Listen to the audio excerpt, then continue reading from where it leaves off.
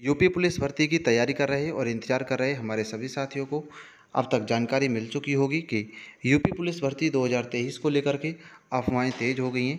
जी हाँ साथियों, ये एक अफवाह ही मानी जाएगी अभी तक, क्योंकि अभी तक कोई भी ऑफिशियल जानकारी नहीं निकल कर आई है। तो इसी अफवाह को सच मानते हुए हम आज यूपी पुलिस भर्ती अपने टारगेट वर्दी को लेकर के तैयारी का एक आसान तरीका आपको बताने वाले हैं। हालांकि सभी जानते हैं कि सभी को तैयारी करनी है, पढ़ाई सभी करते हैं, लेकिन कुछ तरीके होते हैं जिनके तहत अगर आप तैयारी करें तो किसी भी भर्ती को आसान बनाया जा सकता है, क्योंकि उसमें कई चीज़ें होती हैं जिनके बारे में मैं इस वीडियो में आपको बताने वाला हूं, जो अभी तक मैंने और मेरे साथियों ने फेस की है। साथियों, ये ग्रुप फ़ोटो हमारी ट्रेनिंग का फर्स्ट टाइम हमारी टोली जब ड्यूटी पर गई थी ट्रेनिंग टाइम पर, उस समय का हमारा ये ग्रुप फ़ोटो है, जो हमेशा याददाश्त के लिए हमने अपने पास बना करके रखा हुआ है। सभी हमारे जो ग्रुप के हमारे गुरु भाई हैं, सभी के पास ये फ़ोटो है जिसे मैं आपके साथ शेयर कर रहा हूँ। तो साथियों, जब हम यूपी पुलिस भर्ती की तैयारी कर रहे थे उससे पहले हमने एक बार और एग्ज़ाम दिया था, जिसमें हमारा एग्ज़ाम किसी कारण से छूट गया था। तो क्या कमी रही थी और क्या कमी अक्सर रहती है जब हम तैयारी करते हैं, ख़ास तौर से जब एग्ज़ाम देने जाते हैं, एग्ज़ाम हॉल में हमसे क्या गलतियाँ होती है, तो इस वीडियो में मैं आपको बताने वाला हूँ कि क्या गलती हमें एग्ज़ाम हॉल में नहीं करनी है। अक्सर आपने भी सुना होगा और हमने भी सुना है, तो जिस बात को मैं आपके साथ शेयर करने वाला हूँ।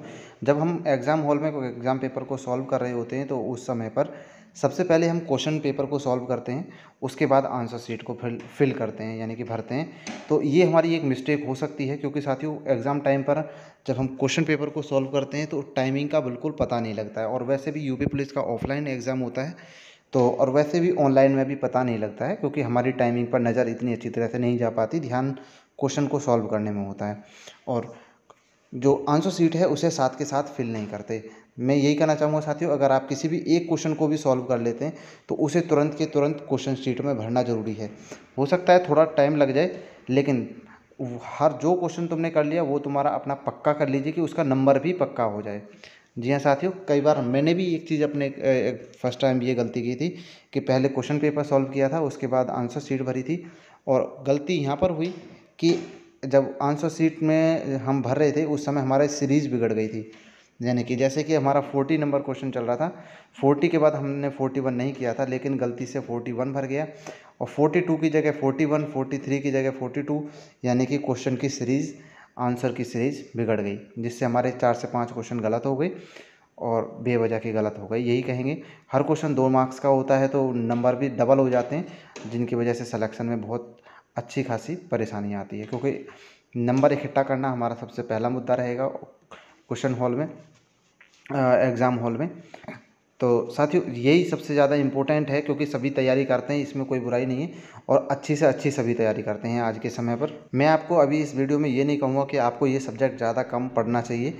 बाकी हाँ, सभी सब्जेक्ट का अपना अपना अनुपात है क्वेश्चन पेपर्स का, और वो जो भी सब्जेक्ट आपका अच्छा है, जैसे कि हिंदी सेशन है, अगर आपकी हिंदी अच्छी है तो आप हिंदी पे और अच्छा कंट्रोल करें, क्योंकि सभी नंबर ऑफ़ क्वेश्चंस के सभी के सेम मार्क्स रहने वाले हैं। हिंदी अच्छी है तो उसे और बेटर कर लीजिए, क्योंकि हिंदी भी इस यूपी पुलिस में सबसे ज़्यादा मेन रोल करती है क्रिएट। और उसके बाद हमारी रीजनिंग आती है, रीजनिंग अगर आपकी अच्छी है तो उसे और अच्छा बना लीजिए।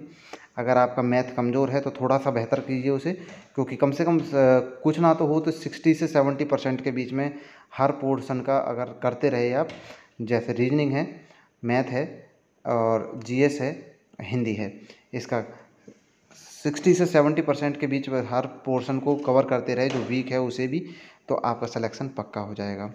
इसी के साथ जो दूसरी वाली जो गलती या कमी या फिर खूबी होती है, वो ये होती है कि जब आप एग्ज़ाम हॉल में एग्ज़ाम कर रहे होते हैं, उस समय एग्ज़ाम क्वेश्चन पेपर को सॉल्व करने में बिल्कुल बिज़ी नहीं होना, यानी कि खोना नहीं है, क्योंकि अगर आप बिज़ी हो गए या खो गए तो आपको टाइम का पता नहीं लगेगा। आपको थोड़ा थोड़ा इधर उधर को नज़र रखनी है अपने आसपास, क्योंकि कई बार मेरे और मेरे साथियों के साथ ऐसा हुआ है, साथियों ने भी बताया है कि हम एग्ज़ाम पेपर को सॉल्व करते रह गए और हमें पता नहीं लगा कि 2 घंटे कब बीत गए। तो कई बार ऐसा हो जाता है, और हमारे क्वेश्चंस हैं जो हमसे आते हैं, लेकिन वहाँ पर एक टाइमिंग होता है, उसके अंदर ही हमें सॉल्व करनी होती है सभी चीज़ें। तो इस चीज़ का विशेष ध्यान रखना है कि कितना टाइमिंग कहाँ हम यूज़ कर रहे हैं, है ना।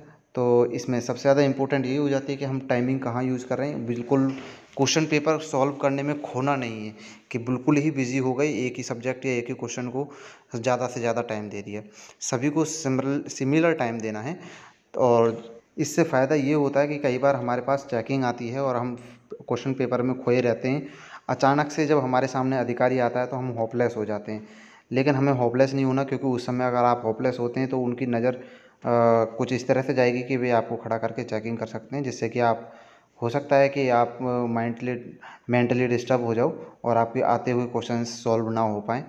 ठीक है। और इसमें सबसे ज़्यादा इम्पोर्टेंट यही हो जाती हैं 2 चीज़ें जो किसी भी एग्ज़ाम को सॉल्व करने में बहुत ज़्यादा मदद करती हैं। एक तो यही बात हो गई जो मैंने सबसे पहले आपको बताई कि जिस क्वेश्चन को आप क्वेश्चन बुक पर सॉल्व कर लो, उसे तुरंत के तुरंत आंसर बुक में भी भरना है। ये सबसे इम्पोर्टेंट। उसके बाद सबसे ज़्यादा इम्पोर्टेंट हो जाता है कि आपको बिज़ी नहीं होना है किसी भी क्वेश्चन में और किसी भी सब्जेक्ट में, और क्वेश्चन हॉल में तो बिल्कुल भी बिज़ी नहीं होना है। इतनी नज़र रखनी है आसपास कि आसपास क्या घटित हो रहा है, ताकि कोई भी अचानक से चीज़ सामने आए तो आप होपलेस ना हो और कोई आप पर इस तरह से नज़र ना रखे कि आपको खड़े होकर के चेकिंग करने लगे और आप होपलेस और ज़्यादा हो जाओ, जिससे कि आपका क्वेश्चन आप भूल जाओ या आपसे और ज़्यादा गलती हो जाए। तो इन्हीं 2 बातों का ख़ास तौर से ध्यान रखना है। और भी ऐसी बातें मैं आपके लिए लेकर आता रहूँगा, जिससे कि आपको एग्ज़ाम हॉल में बैठकर बिल्कुल कंफर्ट फील हो। और मैं जो कमियां रही हैं खुद में, मैं आपके सामने रखने वाला हूं, उनका मैंने सॉल्यूशन निकाला है। तो मिलते हैं अगले वीडियो में। तब तक के लिए जय हिंद साथियों। मैं ऐसी जानकारी आपके लिए लेकर आता रहूँगा। आप हमारे यूट्यूब चैनल पर बने रहिए, सब्सक्राइब कर लीजिए। मिलते हैं अगले वीडियो में।